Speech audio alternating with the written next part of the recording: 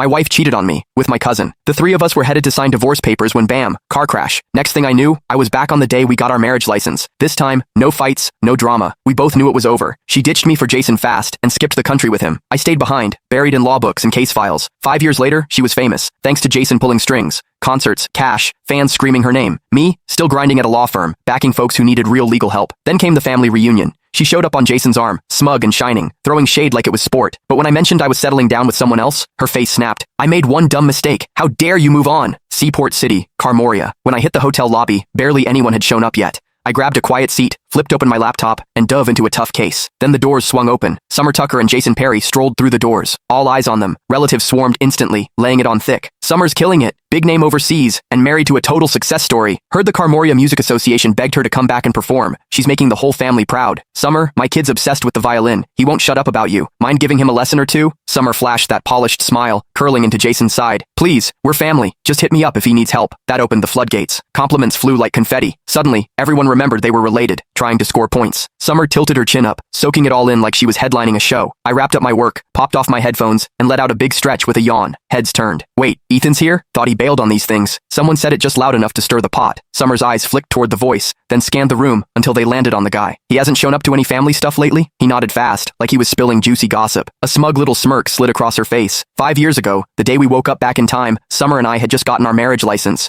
We were on our way to see our parents. Out of nowhere, she ditched me in front of everyone, ran straight into Jason's arms, and told him she loved him. Then she looked me dead in the eye and asked for a divorce. Said Jason was the one she really wanted. The whole family saw it go down. Most of them were here again today. Ethan's at Berevia Law, right? Dude's always buried in work. Never shows up to these things. Bet he's here for Summer. Maybe he still wants her back. That mess back then? Total humiliation. Summer's a star now, and Jason's her agent. Total power couple. Ethan trying to crawl back? Pathetic. The whispers kept going. Summer leaned into Jason, all smug. That's ancient history, she said, voice sweet. Jason's the one I really love. Silence. They looked so picture perfect. No one wanted to dig up the past. I barely glanced their way before flagging down a waiter. One coffee, no drama. I just wanted my parents to show up, say whatever they had to, and let me bounce. Jason didn't love that I was chilling. He strolled over, fake grin locked in place, voice dripping with sarcasm. Ethan, wow, didn't recognize you. You look beat. That job of yours eating you alive? Heads turned. Cue the peanut gallery. They jumped in like I was still 12. Ethan, you really should have picked a better job. Lawyers work nonstop and don't even make that much. Pushing 30 and still single? Embarrassing. No wonder you skip these get-togethers. Total disappointment. I locked eyes with Jason, then finally took a real look at him and Summer. Her hair was styled to perfection, wrapped in a plush cashmere coat, decked out in designer everything. She was practically sparkling with money. Jason had on a tailored suit, wedding ring shining. The way he carried himself, he looked like he stepped off the cover of a billionaire romance. No surprise people thought they were perfect. They nailed the look. I rubbed my temples and took a step back. Jason, you done? If so, back off. Your cheap cologne's killing my head.